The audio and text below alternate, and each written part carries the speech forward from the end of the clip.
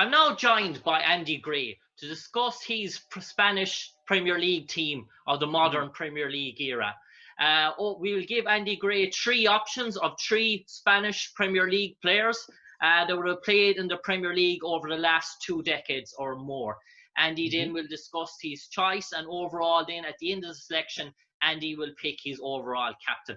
I suppose, Andy, before we start off, just looking here about some of the players that we have in this selection.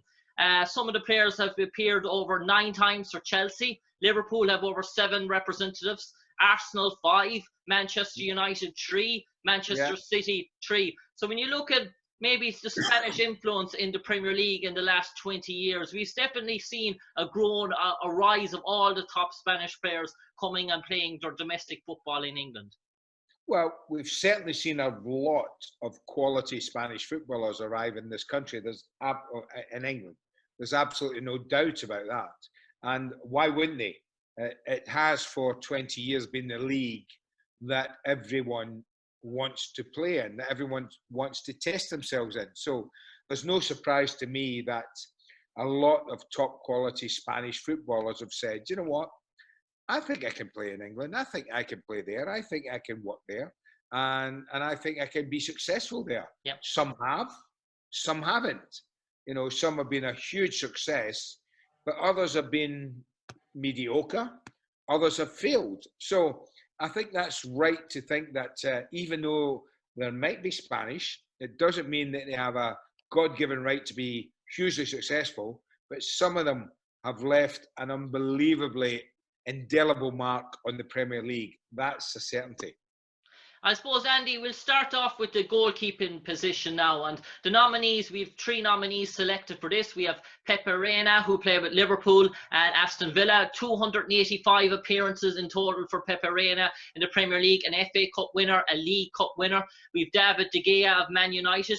304 appearances, a Premier League winner, an FA Cup winner, and a League Cup winner. And we have Kepa Arrizabalga of Chelsea, 61 appearances and Europa League winner. I suppose, Andy, putting the goalkeeping position to you, I suppose it's a straight shootout between Pepe Reina and David De Gea, is it really? Yeah, it is and it isn't for me. David De Gea, way beyond anyone I've seen since Peter Schmeichel when he was at Manchester United. There's absolutely no doubt in my mind that David De Gea, although, listen, Reina was a fantastic goalkeeper for Liverpool, did a wonderful job. But if you played for Manchester United, one of the top teams in the country, and if you're voted Player of the Year on the amount of occasion he's been when he's the goalkeeper, then you must be pretty good. So without a shadow of a doubt, for me, David De Gea is the best Spanish goalkeeper by far. Okay, Andy, we'll move on to the right-back position. The 3 nominees we have here is Albert Ferrer of Chelsea, Hector Bellerin of Arsenal, and Cezar Azpilicueta of Chelsea. Albert Ferrer, 76 appearances, 1 FA Cup. Hector Bellerin, 151 appearances, 2 FA Cups. And Cezar Azpilicueta, some record, 262 appearances, 2 Premier Leagues, an FA Cup and a League Cup. Well, I'm going to mess you about now. I'm going to really mess you about now because my right back doesn't figure in the 3 you've given me. Okay. Right? Yeah. And that's because I'm going to move Cezar Azpilicueta somewhere else. Okay. So my right back is, well, Mikel Salgado is my right back. Of Blackburn Rovers. Oh, I don't know why we haven't got him there. What he did at Real Madrid, and then when he came to join Big Sam, and play there and play the way he did. I think Albert Ferrer, yes. Bellerin, maybe I'm being unkind to Hector Bellerin because he has definitely been a top modern day footballing right back. Yeah. But if I was picking someone who won what he did, who did what he did, and performed the way he did in the Premier League, I'm going to go with Mikel Salgado as my right back in this team. And Perfect. Then we shall await my choice of Cezar Azpilicueta somewhere else. Okay, Andy. We'll move on to the centre-back nominees. So we have Rangel of Swansea, Carlos Cuellar of Aston Villa, and Fernando Hierro of Bolton Wanderers. I suppose Angel Rangel, 328 appearances for Swansea. Carlos Cuellar, over 124 appearances, mainly for Aston Villa and then with Sunderland as well. And Fernando Hierro, 29 appearances. And I suppose Fernando Hierro is such an accomplished footballer in the time with Real Madrid. He was probably a marquee signing coming to the end of his career when he joined Bolton. Funny enough, I spent the afternoon here in Qatar, some of my afternoon, on the phone to Sam Allardyce. I called Sam because I wanted to run past the centre-backs because he signed Fernando Hierro. Yeah. And I gave him the options. Now, I've taken all 6 options that you gave me for centre-back because you have to take them as a collective. You can't take 3 and then take another 3. So you have to take the 6 that you have given me, which are Marcelinho, Gerard Pique, and even Campo. Are the other. So I said to Sam, you signed most of these players, Sam. Go on, tell me about it. He says, you cannot not pick Fernando Hierro. He said, it's as simple as that. He was an unbelievably good player. He didn't play a lot, we know that, but he was an amazing footballer. And I think this is where, when you look at the Spanish players, the most weak position they have in the Premier League is centre-back. Yeah. I'm looking at the 6 we have. And even Ivan Campo, what you're going to tell me in the next 3 we have, was more or less a central midfield player who played like Makalele. And he did play centre-back sometimes for Sam. So centre-back was a really difficult thing for me. I would go in the 3 you've given me, I'm going to go for Fernando Hierro because of his what he was.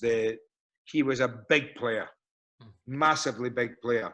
And I think he would fit into any team seamlessly. So Hierro's getting in there, and now you're going to ask me to pick from the other 3, aren't you? Yeah, I suppose, Andy, the other 3, just bringing me onto those 3 now. Marcelinho, who played for Newcastle. Gerard Pique, who started his career at Man United before moving on to Barcelona. And Ivan Campo of Bolton. Marcelinho, 17 appearances for Newcastle. Ivan Campo, 141 appearances for Bolton. And Pique, 12 appearances for Man United. We all know if we were picking our overall football ability and over the last 20 years, and it was a universal Spanish player, Gerard Pique would be the obvious choice, but this is Premier League and he spent very little time in the Premier League compared to likes of Campo. Yeah, well, I'm arguing against myself in many ways because Hierro didn't spend a lot of time in the Premier League, but he made a huge influence because he was experienced and he taught. Whereas Gerard Pique was a kid. Yeah. He wasn't teaching anyone. He wasn't making anyone a better player. He was learning himself. And he was trying to make himself a better player. If I was picking a centre-back on what he's achieved, then of course Gerard Pique would be number 1 alongside Hierro. But if you're telling me that having played 12 games for Manchester United in 4 years that he was there, he should get into this team, no. Yeah. I can't pick him because of that. So I have a problem then where, do I go back to Carlos Cuellar and let him sit alongside Hierro, who probably deserves it with what he did? Or do I go for Ivan Campo, who had such a fantastic spell at Bolton with Hierro, with Sam Allardyce? Do you know what? Yeah, I'm going to go with Hierro and Campo as my centre-backs. Hierro and Campo. So that completes 3/4 of your back 4, Andy. We're on to the left back positions, and we do have your ace card, your wild card, whether he'll come into the equation here. But we've Marcos Alonso for Chelsea and started with Bolton Wanderers. Alvaro Arbeloa with Liverpool, and Jose Enrique, who played with Liverpool and Newcastle. And I suppose in relation to those options there in terms of the back 4, we know that Alonso probably is the most decorative in terms of what he's achieved and what he's won. Arbeloa has won a Champions, he was part of an FA Cup, and same with Jose Enrique, a League Cup. But Alonso has got the most silverware, and I suppose, does this where Azpilicueta comes into equation for you? You have got it in one. Yes. I cannot not pick Azpilicueta. He could have played right back.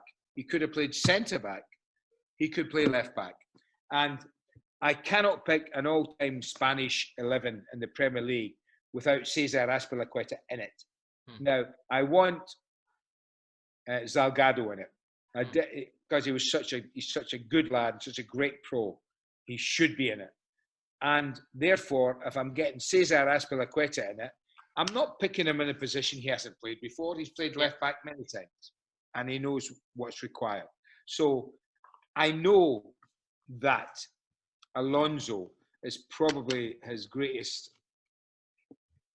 opponent right now. I'm not voting Arbeloa. I'm not voting Jose Enrique. They did okay, but for me, they came and went.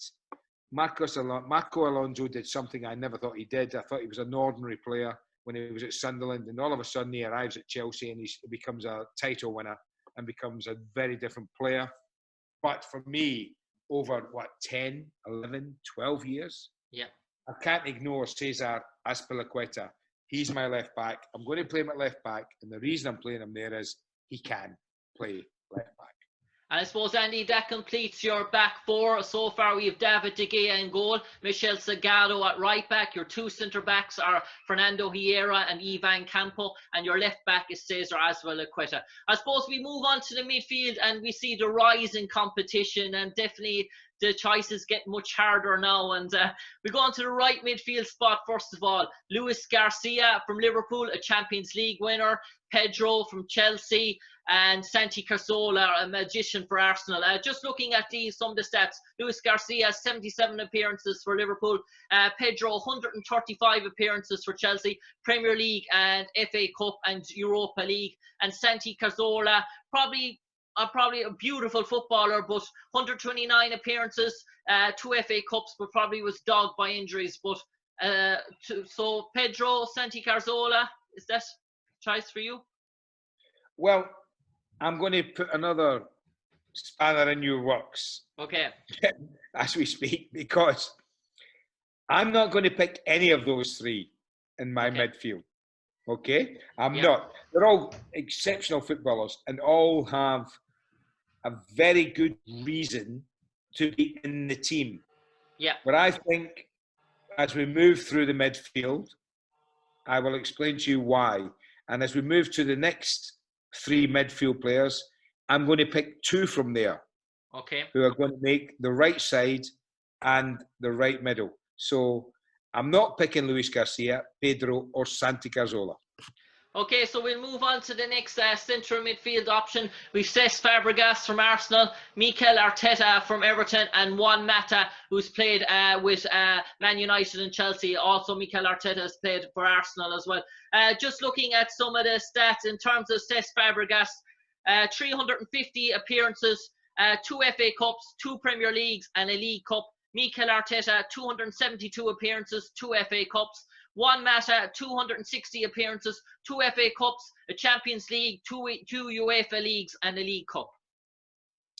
Well, here's where we start then. So, on my right side, just tucked in from the right, I'm going to pick Juan Mata. Okay. You cannot play for Chelsea, be awarded Player of the Year, I think on more than one occasion, and not be a sensational footballer, and won what he did there. So Juan Mata is my first pick. I also cannot pick a team without Cesc Fabregas in it. It would be ridiculous for anyone to think that the kid who came here, what did he arrive at Arsenal? Was a 15-year-old? Yeah. And then he went to grace the Premier League in the way he did and win what he did. Cesc Fabregas has to be in it. I feel for Mikel Arteta, a fantastic footballer, really good player, but for me, I have to pick two of the other three. I have to go with Mata right, Cesc just inside him, and then we can now move on to the others. Yeah.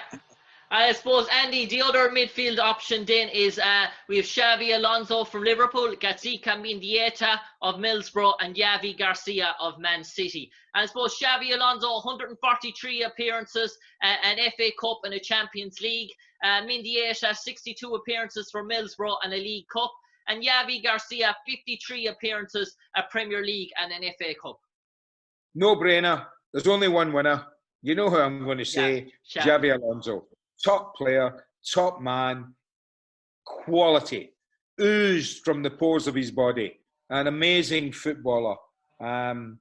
And the thing that Liverpool let him go and he went on to do what he did tells you everything you need to know about Xabi Alonso. So there's absolutely not a fibre of my body that says I shouldn't pick Xabi Alonso as my second central midfield player.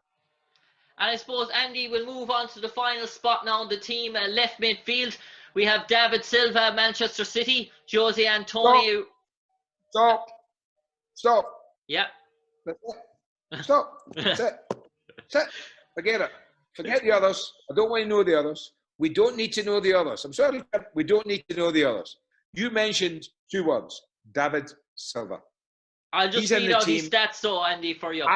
Read his stats out. He's in the team. Yeah. David Silva, 301 appearances, 4 Premier Leagues, 2 FA Cups, and 5 League Cups. I rest my case. Yeah. And a genius. The man they call Merlin at Manchester City because of the magic he produces. So I'm sorry for Jose Antonio Reyes that you were going to mention, and Gerard Deulofeu, who you were going to mention, but I'm sorry, guys. As far as it comes, as soon as David Silva's name comes up in any category, he's picked. Yeah, and I suppose, Andy, Lord rest his soul, Jose Antonio Reyes, he was a real sort of live wire for Arsenal as well, and it's hard not to mention him. But if he's probably his time at Arsenal, probably he felt undervalued, I suppose, and he did go on to successful heights again at Real Madrid. And Reyes was one of those players, if he had stayed longer in the Premier League, he would have probably come into more in this terms of selection. No, he might well have done. He had a brilliant introduction to the Premier League. He arrived there and hit us with what a good player he was. There's absolutely no doubt about it. Listen, I'm not saying the kid wasn't a good player. He was a fantastic footballer. But when you try to put someone up against David Silva and you have to make a choice, I think even Jose Antonio Reyes, looking down from above to us, would say, do you know what, guys? You got it right. He is a maestro, and he is. And I suppose, Andy, we'll move on to the striking positions now. We have Fernando Torres of played with Liverpool and Chelsea, most predominantly renowned for his time at Liverpool. Alvaro Negredo, who played for Manchester City, and Michu for Swansea. Just going through Torres' record, 212 appearances for Chelsea and Liverpool, 85 goals, 1 FA Cup, a Champions League, and a UEFA League. Astonishingly, the FA Cup, Champions League, and UEFA League were all won at Chelsea, not Liverpool. And then we go for Alvaro Negredo, 32 appearances for Man City, 9 goals, a Premier League and a League Cup. And Michu, astonishing return rate for Swansea, 52 appearances and 20 goals. Probably the best return rate of them all. But Torres' name stands out. Fernando Torres' name stands out, especially for his time at Liverpool. But amazing that all the trophies that he's won was his ill-fated time at Chelsea. Don't care. You want the best, I'm giving you the best. Fernando Torres, as good as they come. As far as Negredo and Michu, he was a class apart. A class apart. We're talking about a couple of good, and Negredo and Michu, a couple of good Spanish strikers. With Fernando Torres, we're talking about class. We're talking about the man who has the X factor, and he did. Sensational footballer, absolutely sensational. And his time at Liverpool was breathtaking. He was almost at times unplayable, totally unplayable. And if I'm picking a team now to go and play in the Premier League, and you give me Torres at his very best with Liverpool, I would take him all day long. And I suppose, Andy, we'll move on to the final striking position now. We have Diego Costa from Chelsea, Fernando Llorente from his time at Spurs and Swansea, and Fernando Morientes at Liverpool. Costa, goal appearance rate, 89 appearances, 52 goals, 2 Premier Leagues and a League Cup. Fernando Llorente, 69 appearances combined in the Premier League with 17 goals, and Morientes, 41 appearances, 8 goals, and an FA Cup. And I suppose, again, if you're looking at what's won, I suppose it's Diego Costa, but Morientes, for all he achieved at Real Madrid, really probably should have done more in the terms of English football, in terms of his ability. There is a bit like David Silva for me. the front two hasn't been a contest, Jim. It really hasn't been a contest. And I mean no disrespect to Negredo, Michu, Llorente or Morientes. So that tells you where I'm going. Yeah. I mean no disrespect to these guys who were all very good footballers. But if you gave me right now, going into, forget this season because we might not finish it, but if somebody said to me at the beginning of the next season, I'm going to give you a front two of Fernando Torres at his best and Diego Costa at his best, would you be happy? Let me tell you, there would not be one coach in the Premier League would turn that down, because that's awesome. It's the subtlety and skill of Fernando Torres, the grace and the balletic way he played the game. And there's the power and the physicality and the drive of Diego Costa that took him to where he went. And the combination for me would be irresistible. So it's a no-brainer for me, Jim. It's Fernando Torres and Diego Costa as my front two. No argument. I suppose, Andy, that completes your Spanish Premier League era team. We'll just run back through it now. In goal, you've David DeGea. Right back, Michel Salgado. Your two centre-backs are Fernando Hierro and Ivan Campo. And your left back is Cezar Azpilicueta. Right midfield, you have Juan Mata. Centre midfield, you have Cesc Fabregas. And his midfield partner is Xabi Alonso. And the left midfield spot is David Silva. Up front then, you've gone for Fernando Torres and Diego Costa. And I suppose, Andy Gray, the last question for you. With so many leaders in this team and so many guys who would have to achieve so much, if you're going up against all the top teams at the moment in the Premier League with this team, up against your Man Cities, up against your Liverpools, who would be your captain? My captain in this team would be a guy with huge experience at the very highest level before he came to the Premier League, knows what it's required, and like my captain to be further down the pitch than up the pitch, it would be Hierro would be my captain. Hierro will be your captain. And I suppose, Andy, before I let you go now, in terms of the Spanish generation of players that have come to the Premier League, we all know, how do they compare to you in terms of their counterparts from France and Holland, who would probably have left a similar sort of mark? Well, I think, and in fairness to every nation that was opened up to the Premier League in 1992 when we started, and basically there was in '92 there was probably 90% of players were English or British or Irish footballers, and it's moved to probably half of that now as we sit.